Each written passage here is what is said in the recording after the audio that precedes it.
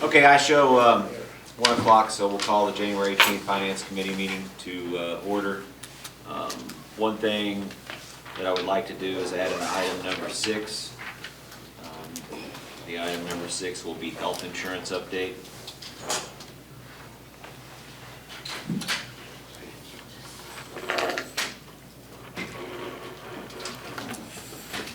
Does anybody else have anything for the agenda? Dr. do you have extra agendas? There Yeah. are some back in the back there. Are there? Oh, thank you, never mind, thanks. Yes. Okay, items for discussion. Item number 1, budget meeting progress. Just wanted to give everybody a heads up of where we're at as far as budget meetings are concerned. Katie and I have kind of began the tour of budget meetings. We've completed 9 to date.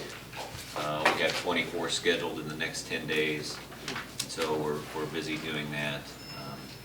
The good thing is I think the longest one was maintenance today, and it was about 26 minutes. And so we have gotten to the process where everything is in pretty good shape, and we're kind of seeing the benefits of going to the zero-based budgeting idea that we did 3 years ago. So that's kind of where we're at. We hope to, we're going to have a budget amendment, or actually we're going to have have the budget due on February the 25th for all departments, and then also March 14th, I think it is, for the buildings, and we'll put that and start putting that information together. Any questions in regards to the budget meeting process? Zero-based budgeting, could you elaborate on that? Well, it's just where you account for all expenditures, just to make sure that you are holding everybody accountable for every expenditure that they make. You know, and I use one good example, like in food service last year, we were showing that we were running about $800,000 in the red.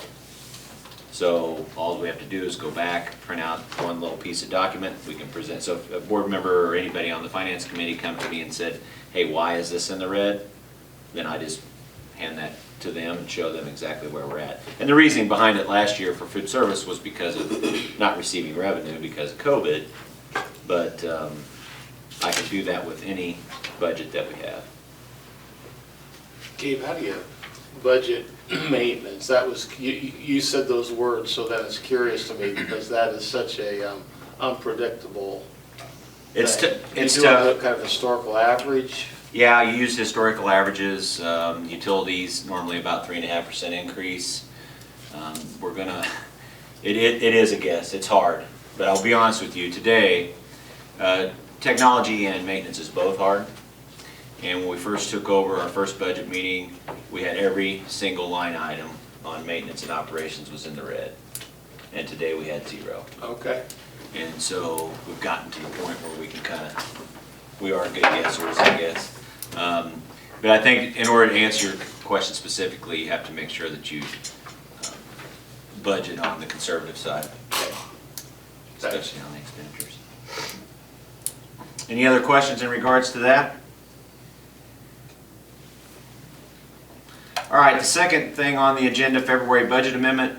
Just wanted you guys to know that we will be taking an amendment to the Board of Education for approval at the February meeting. So at the next finance meeting, you will see a copy of that.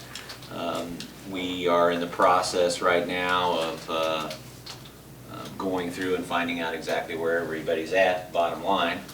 And we are in pretty good shape. And so I look for that amendment to be a little bit better than what it was whenever we presented it before. Just kind of wanted to give you a heads up of where we're at with that as well. Any questions in regards to that? When was it presented before?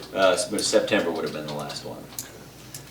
What was So it? June, September, and then now we'll have one in February.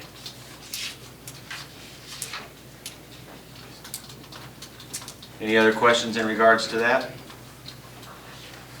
Okay, local tax update. We're in the process of collecting our local taxes for 2022-23, and we're about $6 million ahead of where we were last year. I'll be able to, at the February meeting, I'll be able to give a more elaborate, detailed document. I'll provide you with a document that shows all the way through January. As of right now, I can't show that because we're not all the way through January yet.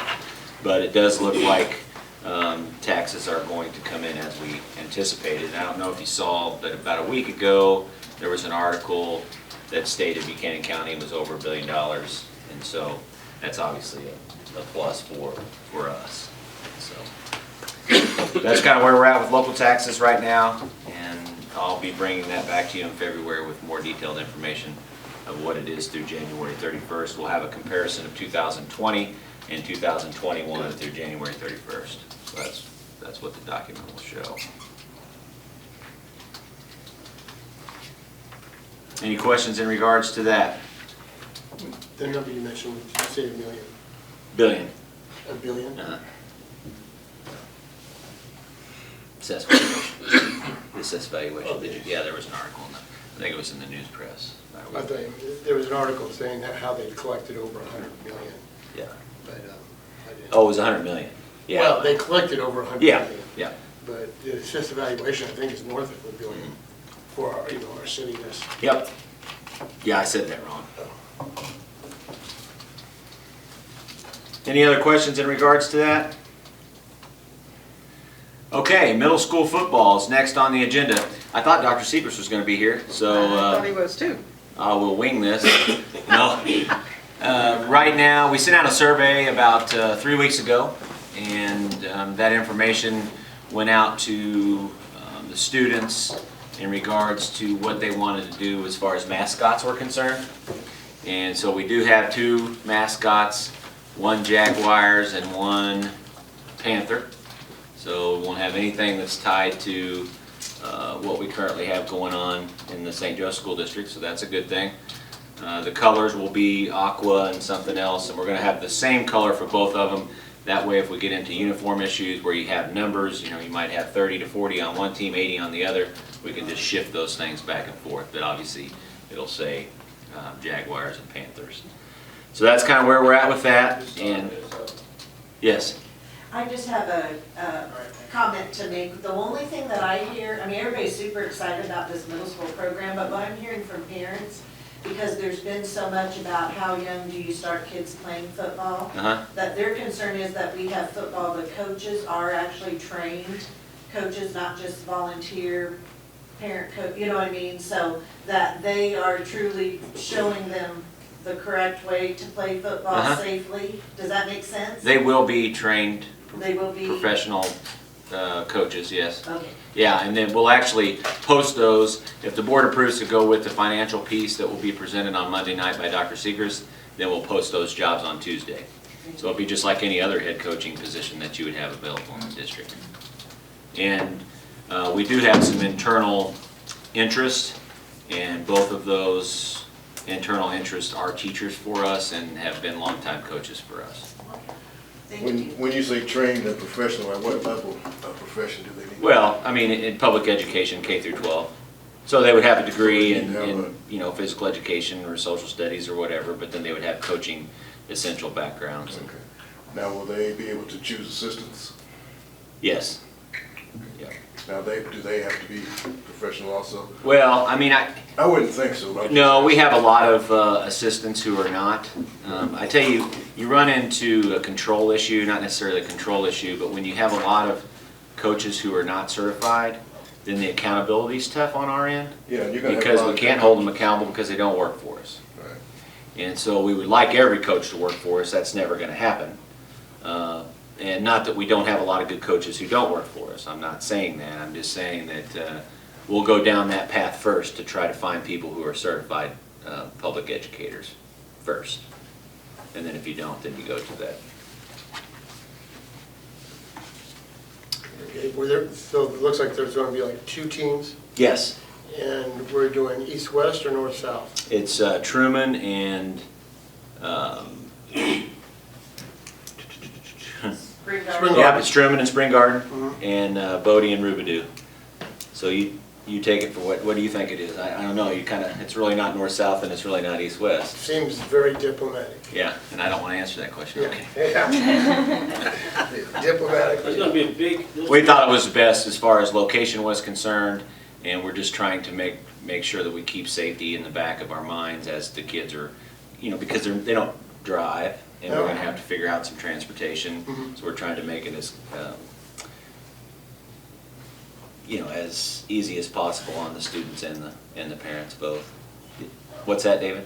The teams seem like, combining two middle schools, and I played at Truman Middle School, Uh-huh.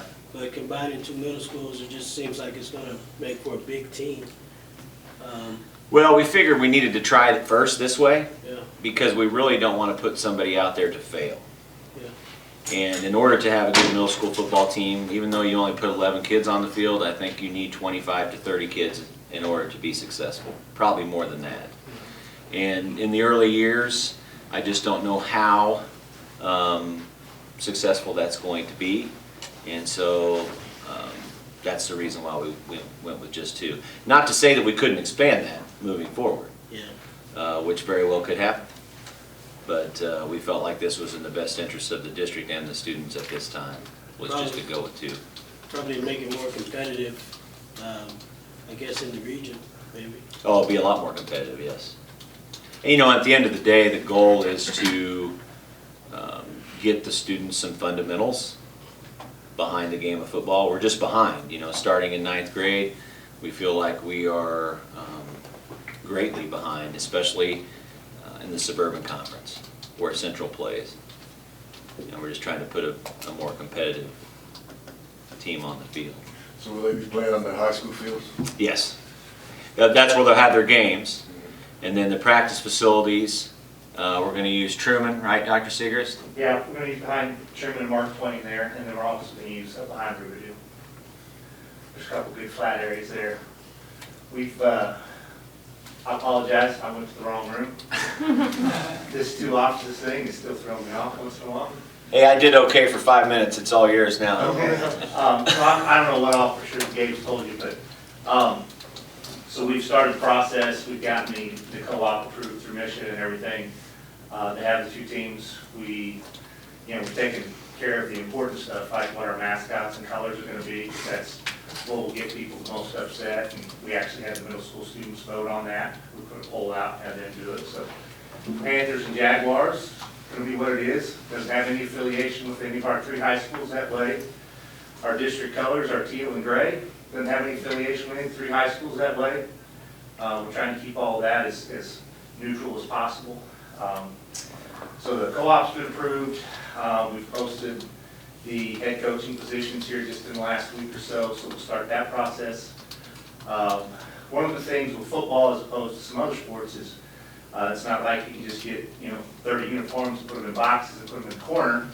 There's a lot of equipment storage that goes into football, and so we don't have locker space at any of our middle schools to accommodate storage for football equipment, so we've taken some steps to do that. We've purchased some shipping containers that we're going to have at practice fields where we'll store a lot of that equipment and everything. Then we'll be there available also for them to use during the season as well. Met with BSN last week to start ordering equipment because right now helmets and shoulder pads, quite a few months out. That's going to take a little while, so we're working with Zach Nell on that, and we'll have those.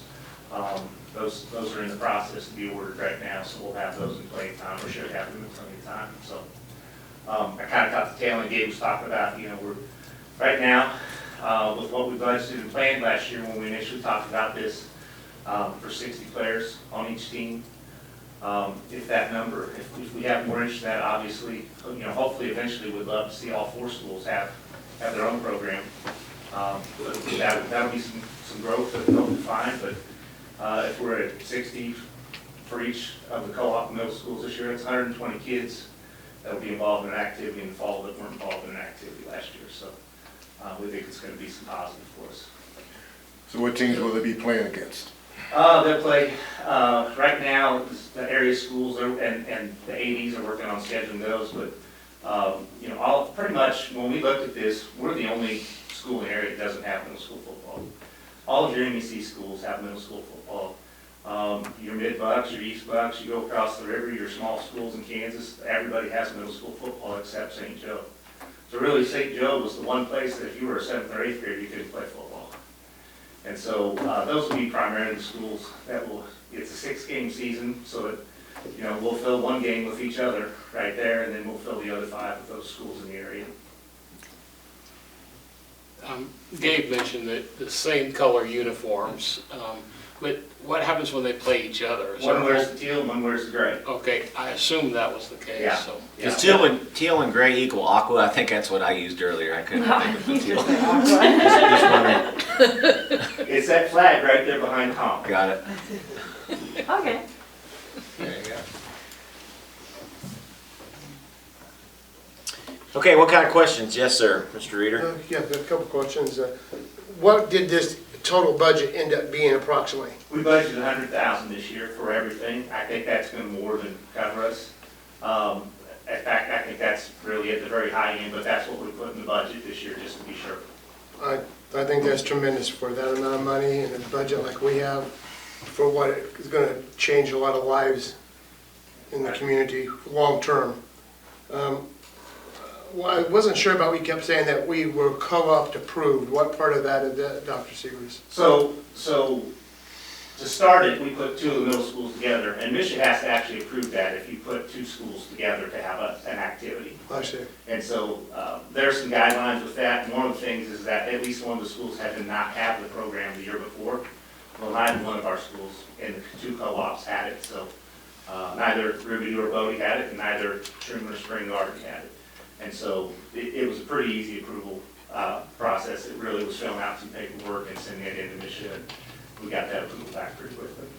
So the co-op is really the 2 schools being able to cooperatively compete together is what the co-op is. So the 2 that are together on one team, that's 2 co-ops that we have. But, and then again, that is dictated to us by this outside force called Mission, right? You have to give. Okay. Well, I mean, I don't understand why they have to be involved, but that's okay. I Well, don't yes, it's a care about mission going into that It's a Mr. stack of sponsored policies, activity. okay? It's a Mr. sponsored activity, so that's why they have to be involved. Yeah. Sponsored activity, you mean by the taxpayer? By us? That the board, that their The board district. oversees that activity. Yeah, To participate against other schools, we would have to be approved by Michigan. okay.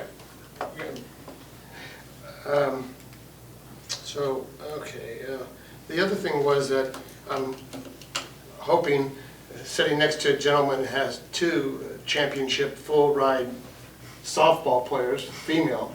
I was just wondering if there's something we could start looking at immediately on the other side, being something, maybe softball at the junior high level.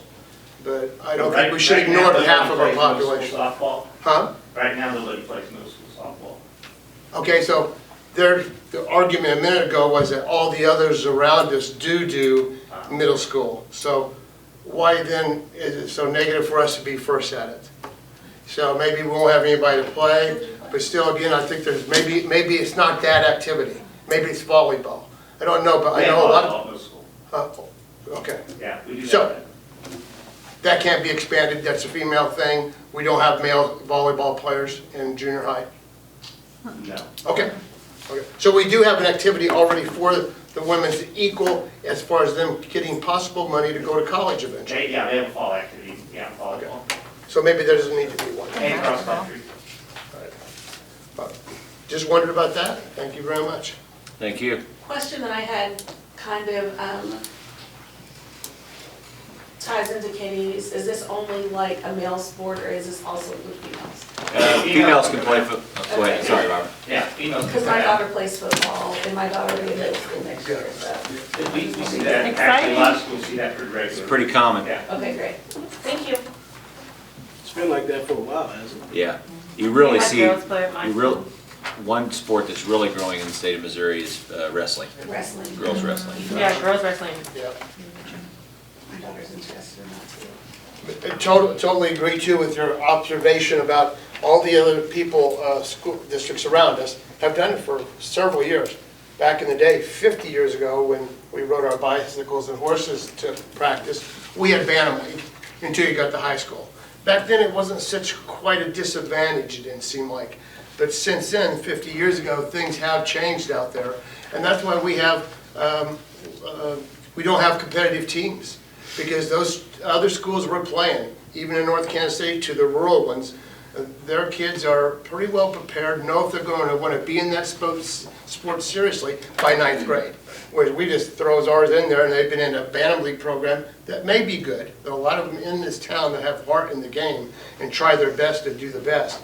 But still, it's not the same as having paid employees under our umbrella running this thing. So I think your point's well taken about, yeah, that's going to bring us up. And we aren't going to see it tomorrow or next year, but in 3 or 4 years, we're going to see our teams get gradually better just because those kids are so much more prepared. Well, again, it's 120 kids are going to be involved in activity after school every day. Right. That's to me, that's maybe one of the biggest pieces of it. Yeah, I agree. Totally agree.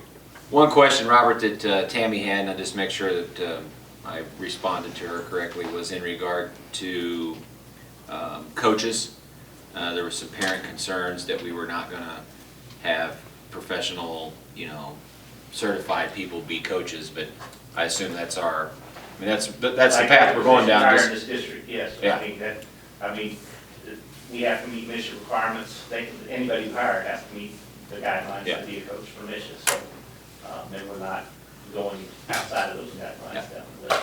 That's what I've been saying, but, in the last few years, since the last time St. Joe had middle school football, so much has come in the news about how early do you really start kids playing contact sports, and how careful are you that you train them how to correctly play those, and so I just want to make sure that I was, Ideally, these will be teachers. yeah, that's what Gabe was saying, yeah, it sounds great. Nobody will be hired just to be a coach like we do, I think, too often in our high school level, but none of these will just be hired coaches, correct? It will depend on what our applicant pool is, Kenny. I can't say that for sure. Ideally, our head coaches will be teachers. Okay. But assistants, you could have some people who are Off the street. volunteer- Yeah, volunteer coaches, which they have guidelines. They have to meet mission guidelines as well too. We don't just take Joe off the street and say, come work with our kids. I mean, they have to go through some vetting also. Will they be, and then our teachers would be under the stipend type of reimbursement to their They would contract be or as so? well, yes. But then these assistants are truly volunteers, or would you give them some money to No, show? they have stipend too. They'd be hired as Okay, a coach. okay. Yeah. Budget first year was 100,000, I assume, a lot of equipment purchases, et cetera. What's second, third year look like? We put with salaries, equipment, reconditioning helmets, things like that, officials, we think probably somewhere in the ballpark of 30,000 to 40,000 a year. So very minimal, when you're talking about the offerings that, or the impact that this can have on students in our district, so I agree. Plus, there may be some collateral advantages since we don't have, I guess we have basketball and stuff in the middle school level, but this will give an opportunity for men and women to be cheerleaders like along these squads, right? Possibly, right now, I don't know, we haven't talked about cheerleading for football right now. Obviously, that's something that could be discussed. Right now, we want to be able to get this program rolling. That's been the priority at this point, so. It seems We like do have outcome. cheerleading in middle school for basketball. They have it during. Right. So that's good. More involvement for more kids then. Going back to Gary's question earlier about who's eligible for coaching, and you mentioned a little bit of philosophy. If you hire in-house, there's an accountability factor.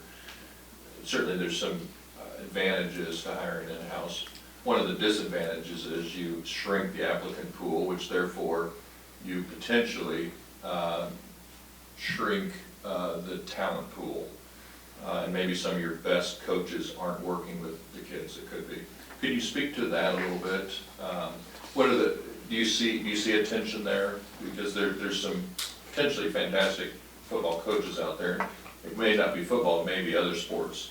But can you speak to that tension that you have between hiring inside? Yeah, I mean, I just think you have to tread lightly. I've been in a situation in the past, not in this district, in another district, where it's really hard to hold somebody accountable, and and I'm talking about fundraising and just going to the community and asking for things without having permission.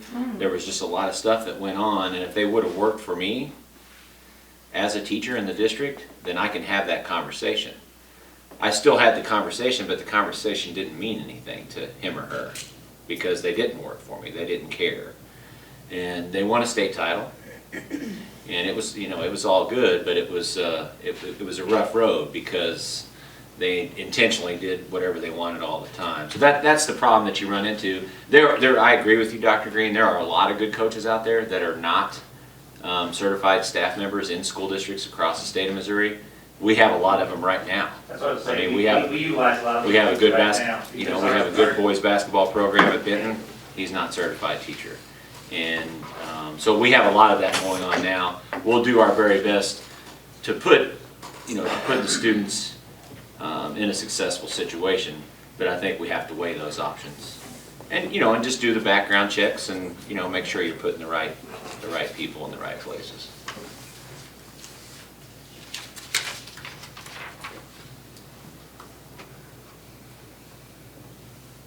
Any other questions? Well, we're excited about the opportunity. We're looking forward to it, and we really think this is something that'll be a positive moving forward. And we thank everybody for their input in regards to this, and we're ready to kick it off. Good. Like it. I see what you did there, Gabe. Oh, yeah. No pun intended. Oh my God, I get it. A little slow. Better than punching the program. It's been a long day. You have to excuse me. Well, and for Tammy, we want to make sure there's safety involved. That's right. Yeah. Okay. Sounds like it. The last thing on the agenda, the addition health insurance update. This is hot off the press. The reason why it was not on the agenda is because it was something that just came to me. So good news. I was really surprised as far as we've been in the marketing pool for about, I guess it'd be about 9 weeks now in regards to our health insurance. And if you go to the second page, the following benefit plans were evaluated. Our medical and pharmacy obviously is our biggest. Our dental, vision, our basic life, our voluntary life, short-term disability, accidents, critical illness, hospital indemnity, and identity theft. And so you can see down the last bullet on the first page, the estimated overall savings achieved for 22-23 is $321,000. And I really thought that we would see an increase. This is incredible. So kudos to Lockton. We had a lot of hard conversations. I made them go back to Blue Cross a couple of times, especially on the pharmacy side, because I was not pleased with the numbers that they were giving us, and we kind of whittled away at it. It probably shouldn't have taken 9 weeks. It probably should have taken 3 weeks, but I kind of stood firm on a couple of those areas. And so this is a good. You're the first people to see this, but this is as good as it's going to get. No change in the deductibles or any of those? No changes at all. Man, that's good. I may need to have you work with me a little bit. So on the medical side, if you go to the third page, we are going to renew with Blue Cross, which is something that the employees will be very excited about because they don't like change, especially in those areas. And that was with a no increase. Pharmacy, renew with Optum through Blue Cross. This is where that number right now is showing a savings of $172,000. It was actually an increase when we first started our conversations. Transition to Delta Dental, which is a very reputable company, and that's a savings of $43,000. And then transition to VSP on the vision side for $13,000. And then on the last page, you'll notice the rest of it transferred to Hartford, which is also a very reputable company. And the good thing about this, the competition was there. And so what they're going to do, Lockton will be here on the 24th. They're going to meet with the benefits committee before the meeting and tell them where there are a couple of areas that it might affect, 40 or 50 employees and some of the changes. I told them to make sure that they communicate that and that every employee knows that. So the benefits committee will pass that information along to I do have some MSTA and NEA members on there. And then I'll present that information to the board on the 24th and then approve that.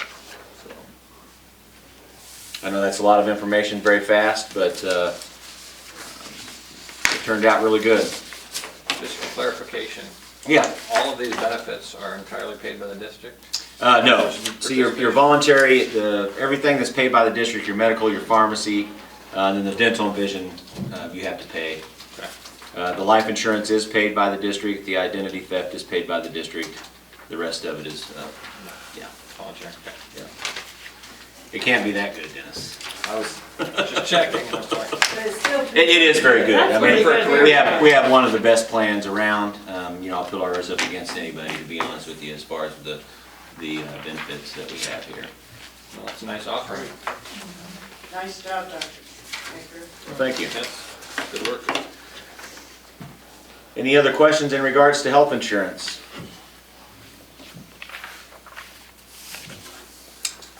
Okay, so the last thing on the agenda, open discussion. I do know we had a couple of people asked to visit about some things, so I'll just kind of open it up and go from there. Did we have anything in regards to open discussion? I have a question. Yes.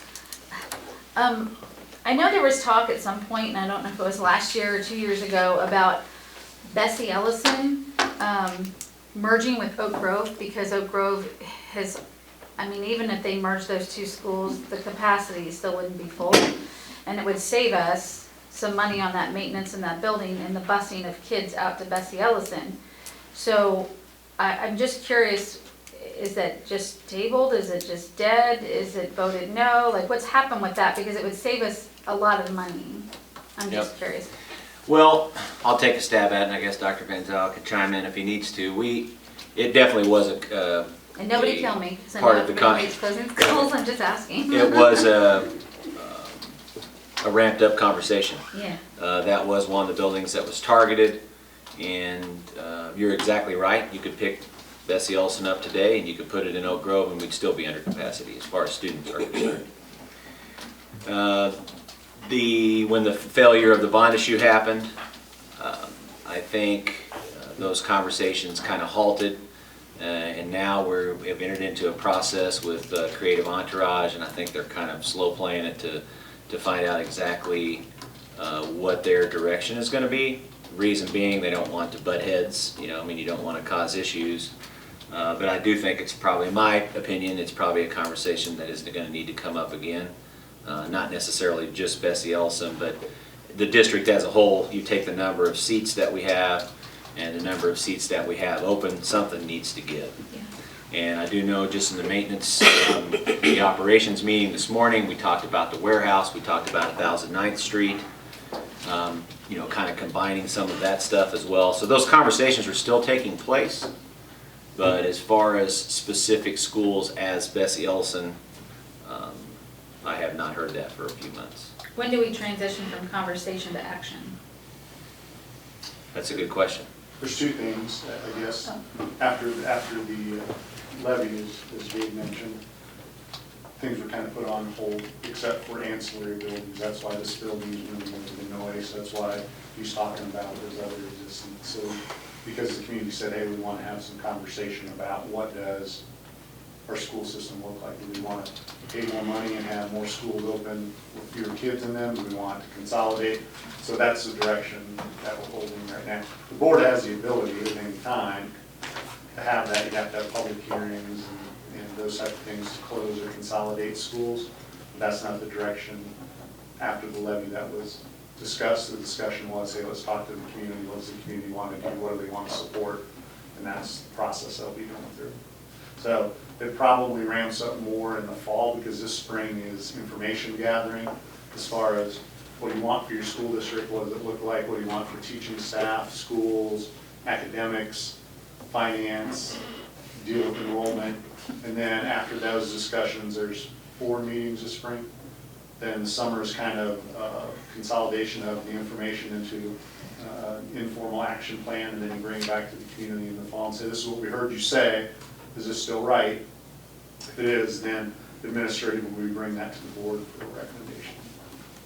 So it should be next fall, October, November, December-ish, that those those ramp up into a more heavy conversation if that, I think that's what you're asking, wasn't it? Well, no, I'm just saying I'm just curious when it goes from the continued conversation. I've served on a lot of boards and committees, and we have a lot of times that we talk about things and we talk about them for years and there's never action. The action is we're gonna talk about it again, so I'm For just. a year, that's the timeline, So- right, for a year?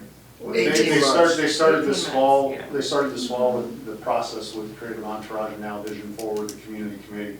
The community committee goes to the city, or the community engagement this spring. You gain from the spring's conversations with the community. That gets put into a plan, so the conversation probably ramps up more in the fall, saying, here's what we heard you say you wanted to do as a community. Now here's the action plan. to put that I don't together. know that the community is ever gonna step forward and say, close my school. So I'm asking as a not. board, like, I'm not being argumentative, I'm just saying, Yeah. I don't know that we sit around and wait to see what the community is gonna tell the board to do. I'm asking more of what the boards, like, I know this was discussed before, and I know we have the creative entourage, but they still don't have, it's still the board, is still the authority over the The district. board still makes the ultimate And so decision. we've still elected these folks, so I'm just curious, if they're the decision makers, we can take direction from just like you might take some suggestions from finance, but it's not our decision, ultimately it's the board decision. So I'm just curious when we're gonna stop making a plan to talk about the plan that we talk about. That's Well, what I and feel like that's we're the doing. direction that I was given by the board, is that they wanted to gather this Okay. information. Can I also make a point that us as a board have not talked about the closing of any schools at all? Okay. I just want everybody to know that. I mean, it's just not come up yet. And I don't want anybody to think all of us are talking about the closing of any schools right now. I mean, I don't want to speak out of turn or like anything like that, only I know that I've not been a part of a comfort. No, and I don't think anybody Convo the board has, it was just, it's Oh, I been. know some people would think that. Yeah. But I just want to let people know that, and you can ask any of us, I mean, all of us are in attendance except for Rick over medical reasons, but we've not talked about that at all. It we has have- been talked we about, have. We've yes, talked we about We have. have talked about it. Heavily, we've talked about it. I It's have just not not officially. been since the new board has been on. Right. We Okay, just, well, I will clarify, I was Yes. elected in April, I've not been a part of it. Sure, yeah, I agree I've not- with that. I've not talked about it. I just think if we spend a lot of money putting together Oak Grove, and when it's so under capacity, even if you merge the two schools, it's still not at capacity.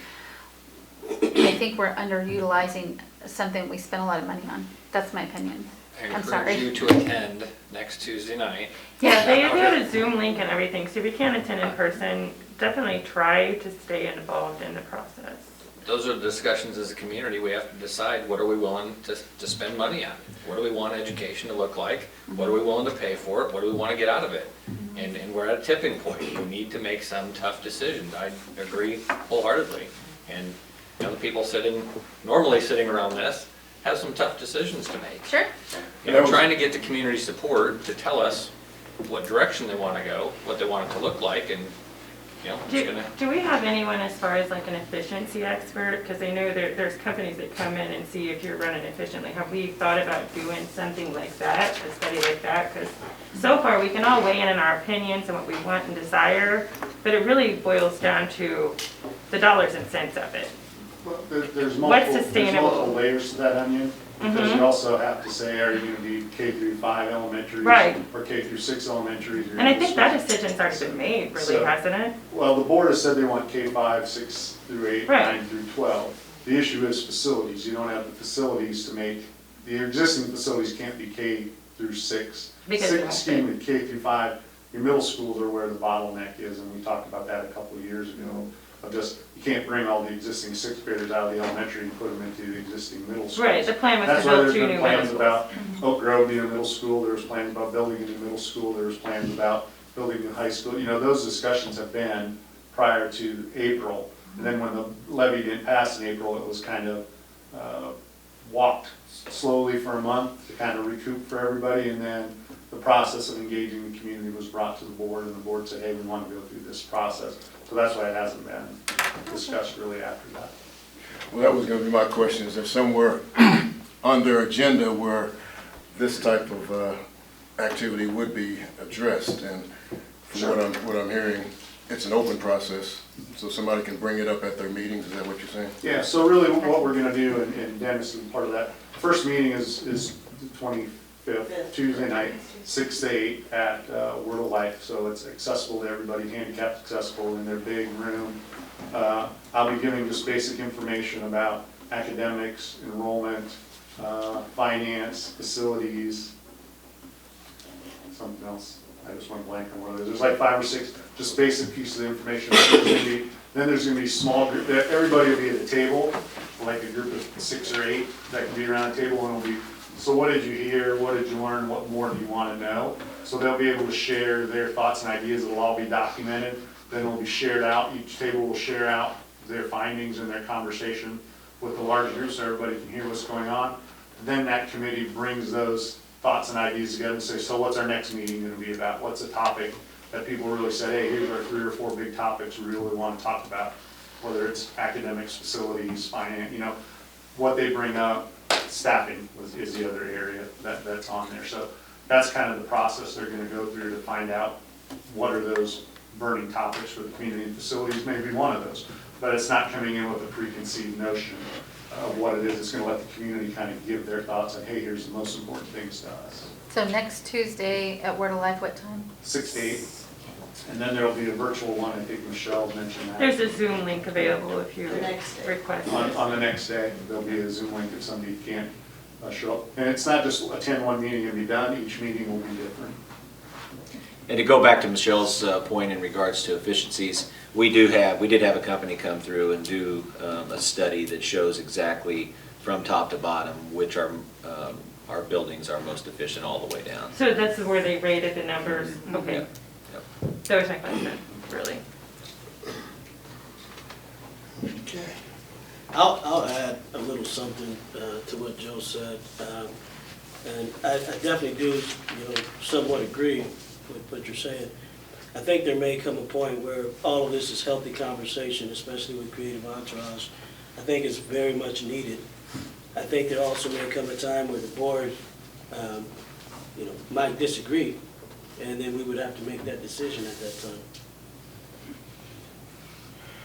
I can also say, if the 61-cent levy doesn't pass in 2 years or some other decision haven't made, some things are going to be forced upon us as a district, regardless of what people say they want to have happen, because that's roughly $8 million. And when is that coming up? You said in 2 years? There's 2 years left after this year, is that right, Gabe? Yeah, but it'll need to be ran in April of '23 Yeah. because you don't want to wait till April of '24 and then fail it and have to make all those cuts going into the 24-25 school year. And you don't want to wait to have a plan of action if it fails. You want to have that before. Right. Right.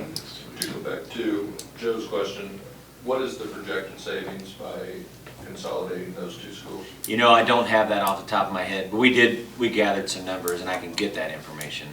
And- You have to remember, for the most part, your savings is really just closing a facility, because you're going to have the same number of students, you need the same number of staff. Teachers are coming. You may have some administrative savings by not, you have one less principal, you may save something there, but it's really in the savings of the facility and repairs, maintenance, electricity, and those types of things. So you're not talking multi-millions of dollars normally when you close a facility, unless you cut all Like you're saying, there's staff. more than one facility you need to look at, so. That's right. Correct. Put all those together. Yeah. Absolutely. I've often wondered if we can't fill it even combining 2 schools, would that be a better middle school setting? Just throwing that out there, because we're in the need for the space in the middle schools, really, but. But if we pitch the argument that it's really not a big savings, but then we also threaten the public with if we don't pass the 61 cents, then you're contradicting yourself, so that's my opinion. A little bit in that process, because I think it's been told to people in the district before that you're going to save $1 million. multi-million dollars with every Million. school that you close. $1 million. As Gabe can tell you, largest part of our budget is staff. It's not school buildings, electricity and stuff, that adds up, but roughly 80% of our budget is in staff. So unless you're making large cuts in staff, you're not going to save large chunks of money. But it does add up over time. If you're spending $300,000 a year fixing a roof or air conditioning or whatever in a facility, and that happens every year, it adds up over time. But your initial savings is not normally as steep as sometimes dispresented unless you are reducing staff. In other words, just closing it isn't gonna cover like $8 million. No. Okay. Closing one school is not gonna cover $8 million. You're gonna have to find quite a few other things. I have a question, kind of not really on the same topic, okay. but, so, I had a kid that fell into that line of getting one of those letters saying that she was gonna lose her credits that she's earned and not be able to go to prom because of her attendance. My daughter has a 504, her stuff should be handled under the health, but we got the letter anyway. How does this work? What's the policy on this? Does anybody know? Do they really I can talk take, about it after we're done. do we really take credits from students that earn them though? There's some seat hour requirements that you have to have, but if there's IEPs or 504s, those things should be taken into account. So that's why we'll probably have to discuss. So I guess I don't quite understand because we have virtual academy and those kids never show up in person. So what's the difference of a kid that's enrolled and still actively Your virtual kids still have to have so much time online as well. online?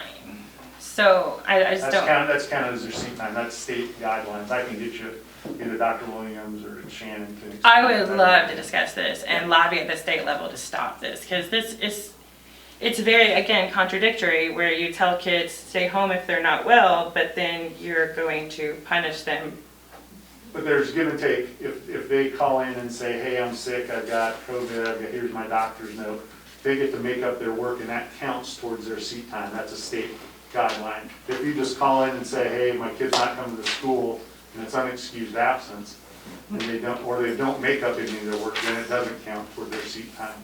But that's not what happened this year at all. Well, that's my people understanding. did call in. That's why I said I'd have to. You don't have to, I mean, I'm not gonna take my kid to the doctor every single time, I mean, I can't afford to. So, I mean, having the doctor note's one thing, but we call in every time my kids aren't well. We have the kids make up their work, and you got some teachers that are very grateful when the kids email, and then you got some teachers that are like, don't email me, don't do this again. So, Well, and again, you'd have to give me, we'll have to talk about that, because my understanding is if there's an excused absence, they have the ability to make up that work and it counts toward their seat time. my kids always make up their work.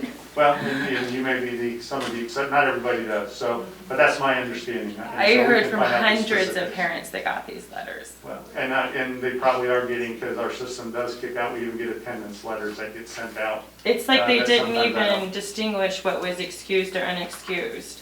And when I will called tell you about that There's it- not some issues about that, but that's not really a business committee, not finance committee discussion, so. Okay. Well, and they say that our finances are based upon the attendance, though. I'm just trying to But your figure this out. particular question that you asked, I'd have to know your particular details to answer your particular question. If you're saying there's an issue with attendance, we all know that. I'm trying to understand, like, on the finance part, Mhm. do they distinguish excused or unexcused for the school funding? Or do they just take into account the attendance? Again, my understanding is that. as long The as excused there's- versus unexcused does not matter. As far as the It's state's just, concerned? yeah, It's just as their far as the overall- funding, you're asking about dollars and cents. What we get on weighted average ADA, which that's what drives our state payment. Yeah, that's what I'm asking. Right. There's no difference between excused. So every time a kid misses, that counts against Yep. your funding? Yep. So like today, when we don't have school, is that a snow day then today? Yes. Well, we have to, what we have to do, like for a day like today, we have to send a letter in to Nancy Greeley at DESI, and she has to approve this to be something that was out of our control. And if it's out of our control, then we get forgiveness for that, and they go back and backdate your percentage. If you don't get forgiven for it, then you just lose that money for the day. And so the same thing is happening when our students are missing, regardless of their sick.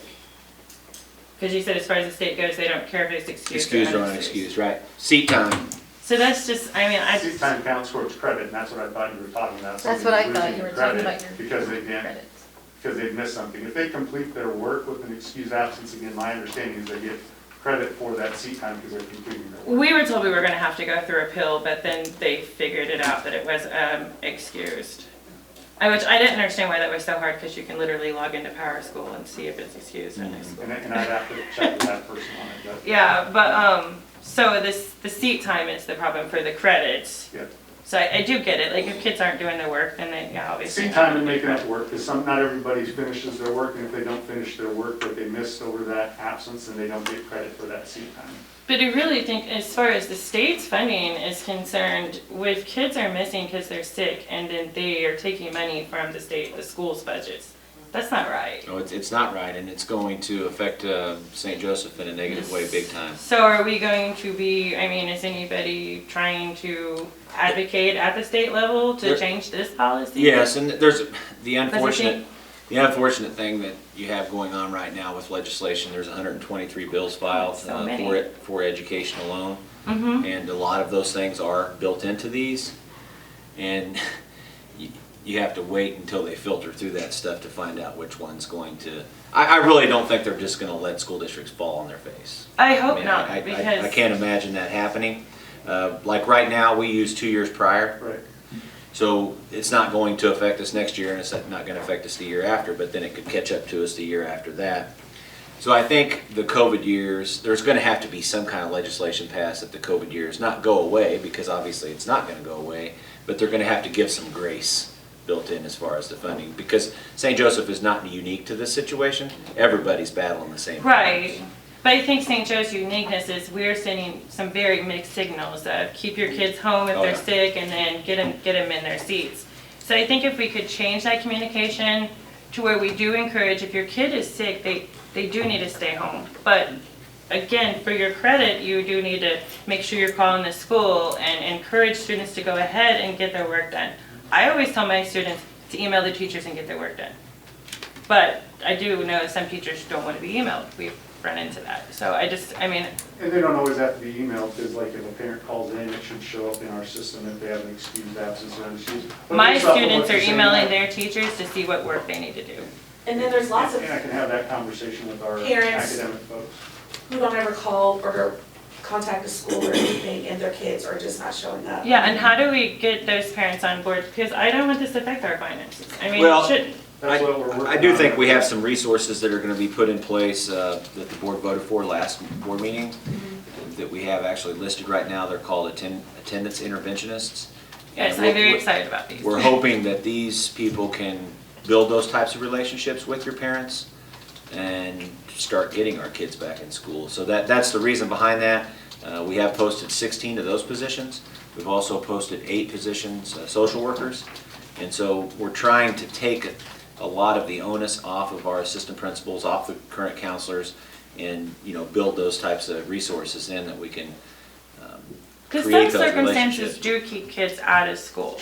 And nobody should be punished. Finances shouldn't be taken away, but that we need to build the bridges where the students can still achieve their academic goals and be progressing further instead of just And to at Gabe's- home. to And I Gabe's do know point, there are and ones I that- think to your point too, Michelle, is that things seem to come across as punitive, and things are being done to people rather than with them.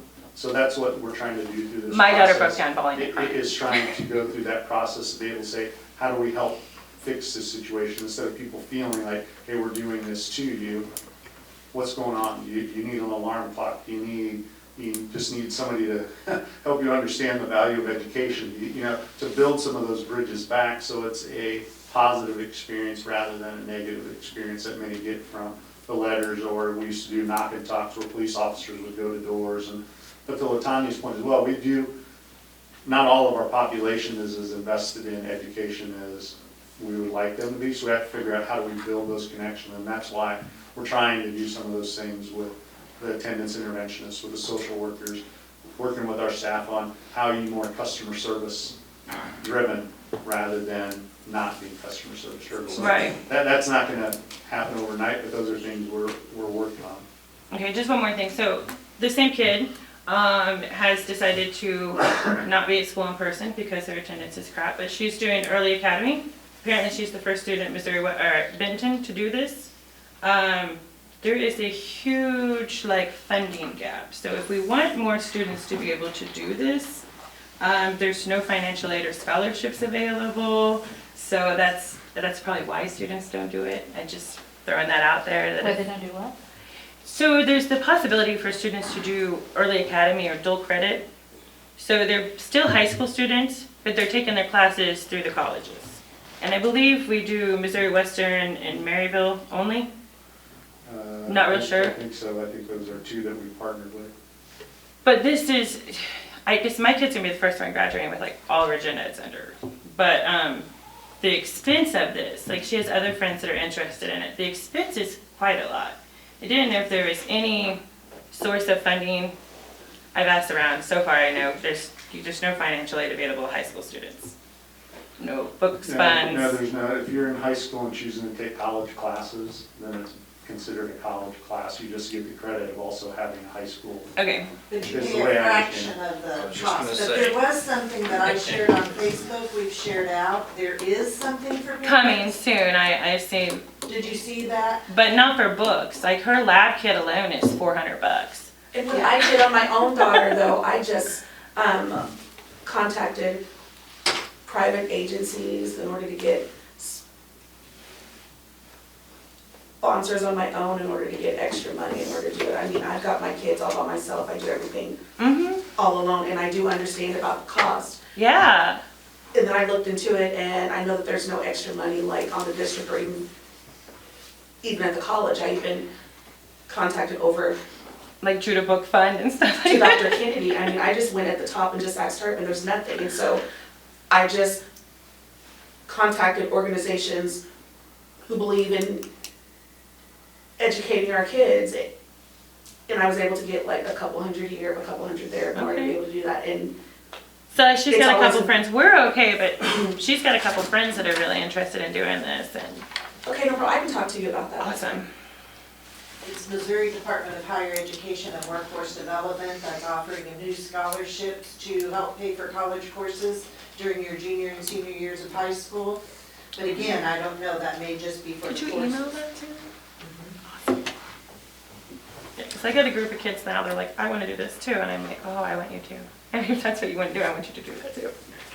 Okay, anything else for the, I have a question. Yeah. I've got quite a little bit in there. Oh, well, I'll try to make it quick. And I probably should know the answer to this, but heating and cooling, kind of off of these subjects, but heating and cooling in phase 3, did that move forward? it did, and we did not, it moved forward with the dollars that we have. Oh. We did not approve anything above and beyond that at this time. And you know what, there was kind of all the comment about two 2-pipe versus 4. pipe versus 4 We, pipe. we went to the high end. We used everything as high end as it can get. Okay, thank you. That's the reason why we had to back off of it a little bit, because I felt like it was more important to do it right than to do it wrong. So and have do to- we have a place of where what was able to get done and what wasn't included? Yeah, the central, it's parts of central that will be on phase 4. Okay, thank you. Yep. The other high schools are getting. Completely finished, yes. Thank you, that was out somewhere, but I didn't see it. so. I didn't see it either. I asked David earlier. Anything else? Yep. So, yeah, I had several things, and I'll just go through my bullet points because, Joe, we've tried very much. And Rick Gilmore and I particularly have had major and massive amount of talks about closing schools. And it's one of the first things he wants to do. And there's absolutely no reason, they've just proved it to us here, that there's no reason not to close Bessie Ellison, for all those reasons. And notice how then closing a school, it was downplayed about the actual true savings. But back just a couple years ago when we were trying to close high schools, they were going on and on about the savings of closing those buildings.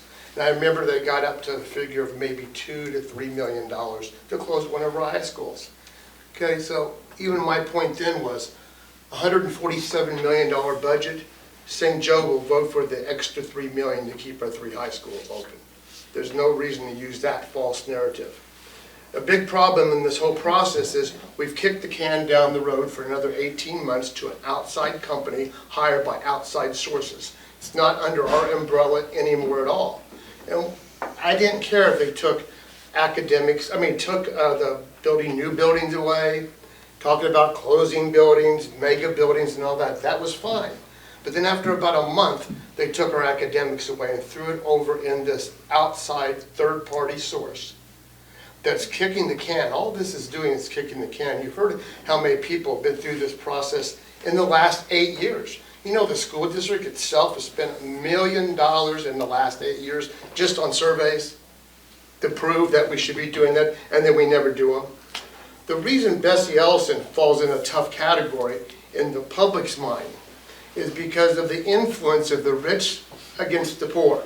Bessie Ellison, Gene Field, you talk about closing those, and those are the first two on the list that even Rick thinks we should already be figuring on closing Bessie Ellison next year. We should do it now. There's no reason not to. We got plenty of space. But you talk about Bessie Ellison and Gene Field, that ilk there, you understand it's a lot easier for them to turn around, let's close Hosea or Hyde. Or they've closed about everything else in North End, so all we do have is Lindbergh left up there. But and you know, Webster and Humboldt, they've taken all those away. But the bond is another false narrative. After the bond failed, oh my gosh, it was the end of the world. And remember what they were trying to sell us? The American Family Building. So, you know, the bond had nothing to do with them putting the hold on closing schools. We should be doing that. But they kind of want to use it as ammunition. These gentlemen have been here for a few years. It's not their fault. They're doing what they're supposed to do. They're running the ball. But we still have this majority of administration and even board members that are from the old school, aren't willing to go against the parts of town that don't want their schools closed, or not address the information. Unfortunately, I've been around long enough that I do remember these things. And we should be talking about adding 5 more days to our year. We should be talking about early childhood development, but not, we've been derailed on this subject again. There's no reason, and by the way, waiting to see when the bond doesn't pass, you know, the discussion we've had, and there's been a lot of them. There's a lot of just 2 and 3 discussions around this board all the time. And that's why I know Rick and I and several other people have talked about going ahead and closing 1 or 2 schools. Minimal savings, but it doesn't make, big campaign last time, all these underutilized buildings is why we need to close them. The whole creative entourage, besides being out of our purview, not even really being allowed, it's totally backwards and upside down. And I'm not going to give up on this because it's ridiculous. And just because of the $100,000 of money from the Chamber of Commerce, who, by the way, is one of the most failed organizations in this community, and has always blamed their failures on the school district. I mean, CEO beats the band every time he's on radio about how bad our school district is and he can't do his job. So, you know, we have had no academics discussion since I've been on the board. Not a single one, because guess what, a month after Creative Entourage came along, we threw the academics over there too. And we get to talk about it maybe in 18 months, and again, it's so upside down because we have 200 highly trained doctors, MBAs, master's degrees in education. You know, they're running our district now. To the tune, I mean, I understand we have over 200,000 people, 200 people, over 6 figures a year. These are highly paid, educated people. We should be going to the community and saying, hey, we're the professionals, we're in this business. I do care about all my constituents that come up and talk to me and have an opinion, but a lot of people in the neighborhood don't care what the neighbor says. They don't care what the guy at the grocery store thinks we should have here. They want our highly professional, paid people to go to the community and say, hey, here's what our district should look like, and our number 1 should be early childhood and academics. Here's how we're going to get there, and here's how we're going to measure it. And stop talking about big buildings, closing buildings. We know we can close a couple grade schools right away. The whole process of creative entourage is absolutely belligerently disfiguring to our community because it's feeding everybody the Kool-Aid. We should be saying to the community what needs to be done. We're the professionals. And then by gosh, the board who was elected should be outside the room on the whole process. And that's what we are. We're outside the room. I've been to every meeting. And here's another thing. Why? Why would they have it in the very northeast part of town? And then at a church, which I go to church every week, but still at a church. Why wouldn't we have it, these meetings are scheduled out now. Why wouldn't we have those in our schools? Why wouldn't we have one in Central, one in Benton, and one in Lafayette? It's the philosophy, this group is the philosophy how they do in these big meetings and big group things. It's conquer and divide. Get 300 people there, make it chaotic, put this group here, put this group here. People who work at the grocery store, yeah, they have their opinions and stuff like that, but it's the wrong way to go about it. We should be doing it just the opposite. I repeat myself, but it's just absolutely true. And by the way, if they're gonna bring the bond back, I mean, there's always a lot of backroom discussion already about that. They're not gonna bring it back at 61. Ken, is there a finance question in here somewhere? I mean, you just mentioned that you've been to every one of these creative entourage meetings. Yeah. And then you would know that we didn't have it at schools because the conflicts with trying to schedule all the events that are at schools, sporting events, which are very important to us, which we spent 20 minutes talking about. You were there and you heard that we had difficulty finding a place to have these. So I'm a little confused at where you're amiss of why we ended up at one place that was available to us. And I will say, Word of Life is pretty big, and it does allow some Has spacing. great parking, has great audio-visual. And it's not because I'm east side, or it's not a location that I'm preferencing, it's been. Only question that Helpful I've had building. is that, like, you mentioned creative entourage, the board isn't allowed. I'm on the committee, I've attended every meeting. I've arrived on time, and I've listened to every discussion, I've looked at every email. I mean, anything else that you've mentioned and stuff, I don't have a comment about, okay, but those aspects, I know that I was there, and it's not like the board is uninformed, or maybe we need or maybe at every board meeting, I can make a report about the meetings and what's going on in order to keep everybody on our board. I mean, I don't know. I don't know what guess you I'd guys say, and Ken knows how he and I sometimes agree and choose not to agree on things.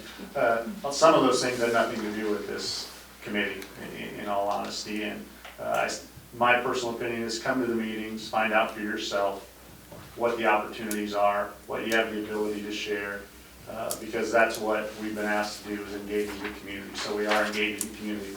Pull up the board meetings, you'll see academics discussed, from people making presentations to our whole MAP score, academic meeting, all those things took place. So just find out, listen for yourself, and be involved in the process. And I'm not saying that maybe there isn't a better way to communicate some things, but that's part of what this engagement piece is to do, is give people the opportunity to be involved in that process. And from my understanding, the location out at Word of Life Church, there's hundreds of people across the community that attend the gold and silver events that are put on there for senior citizens. And so everybody knows where it is. It's handicap accessible. Most of our buildings aren't. So The Joseph Company meets there, West Simmons Group, like it's there's a lot of been a things. pretty good. And so there's just opportunities for people to come and share their ideas. And at any time, the board is still in charge. If the board wants something different, you need 4 people to vote that they want something different out of the 7. And so how that process works is ultimately up to the board. It's not up to administration to make that happen. So I'll shut up now.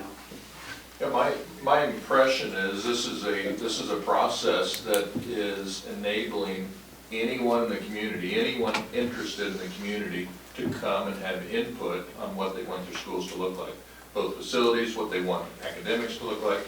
I think it's a great idea to pull the community together and have these discussions. I'm thankful for the people involved. I'm thankful for the opportunity. I'm thankful for the ability to meet places. So I think it's a fantastic opportunity. We want community input. This is a fantastic avenue for it. And so instead of discouraging the event. I would strongly encourage the event because we want community input. I think it's a great opportunity.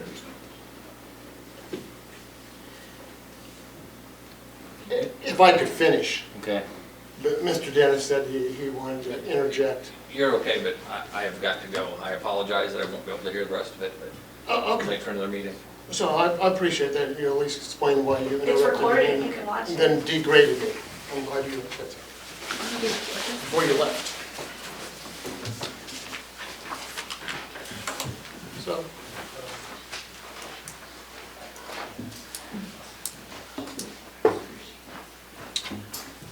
It's the 6-1 thing, and I'm not going away. I need a motion to adjourn. I'll make a motion. I said. Thank you, appreciate it, guys. Michelle, Joe, thanks for your questions.